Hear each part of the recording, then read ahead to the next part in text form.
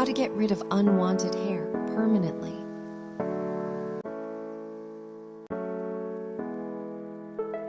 నేను చాలా సంతోషంగా ఉన్నా, ఎందుకంటే చాలా థిక్ హెయిర్ ఉంటుండే, నాకు చాలా సఫర్ అవుతుండే, మొత్తం కలిసిపోయి ఉంటుండే నా హెయిర్ మొత్తము మిడ్ బూసర్ అంతా.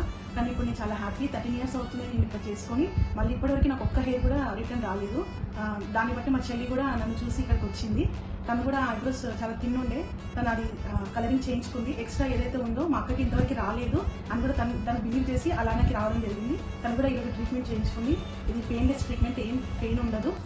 లిటిల్ బిట్ మస్కిటో బైట్ లాగా ఉంటుంది. చాలా మంది సఫర్ అవుతారు ఇది చాలా పెయిన్ అనుకొని, కానీ ఇది చాలా మంచి ట్రీట్మెంట్, లైఫ్ లాంగ్ గ్యారంటీ.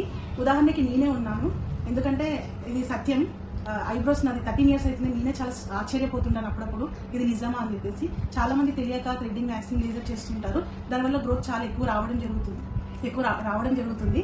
దానివల్ల ఇంగ్రోన్ హెయిర్ అంతా స్కిన్ మొత్తము చాలా డల్ అయిపోవడము, గ్రీన్గా ఉంటుంది అనమాట. ఎప్పుడైతే అవన్నీ మనం తీస్తామో అది స్మూత్ అయిపోతుంది. అది ఓన్లీ ఎలక్ట్రోలిసిస్లోనే జరుగుతుంది అనమాట. అది ఇంగ్రోన్ రిమూవ్ చేయడం కానీ, లేకపోతే హెయిర్ మొత్తం రూట్ నుంచి అది తీయడం కానీ, మనకి ఏ ప్రాబ్లం ఉండకుండా బాగా ఎలక్ట్రోలిసిస్లో మనం అది చూడగలుగుతాం.